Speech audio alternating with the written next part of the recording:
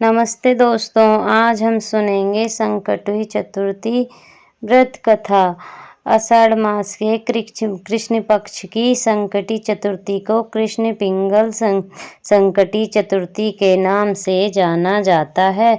इस दिन भगवान गणेश के कृष्ण पिंगल रूप की पूजा की जाती है। ऐसे मान्य है कि इस व्रत के प्रभाव से भक्तों के सभी कष्ट दूर होते हैं और जीवन में खुशहाली आती है।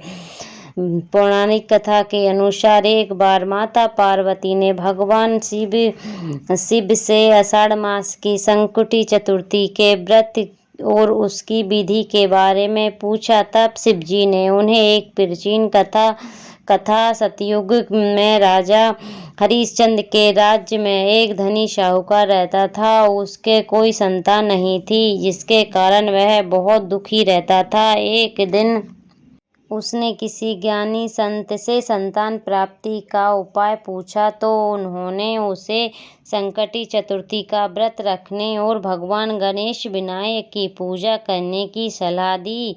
साहूकार और उसकी पत्नी ने पूरी श्रद्धा के साथ आषाढ़ मास की संकटी चतुर्थी का व्रत किया और गणपति की पूजा अर्चना की। व्रत के प्रभाव से साहूकार की पत्नी गर्भवती हो गई और उन्हें एक सुंदर पुत्र रतन की प्राप्ति हुई। समय बीतने के साथ बेटे की उम्र बढ़ती, लेकिन उसका व्यवहार बहुत क्रूर और पापपूर्ण हो गया। एक बार उसने अपनी माता के साथ दुर्व्यवहार किया और उसे जान से मारने की धमकी दी। अपने बेटे के इस व्यवहार से दुखी होकर माता पिता ने उसे घर से निकाल दिया। घर से निकलने के बाद वह दुष्ट पुत्र भटकता हुआ जंगल में पहुंचा। वहां उसकी मुलाकात एक ब्राह्मण की कन्या से हुई, जो बहुत संस्कारी और धार्मिक थी। उस कन्या ने उस पापी पुत्र को संकटी चतुर्थी के व्रत का महत्व समझाया और उसे सही राह दिखाई।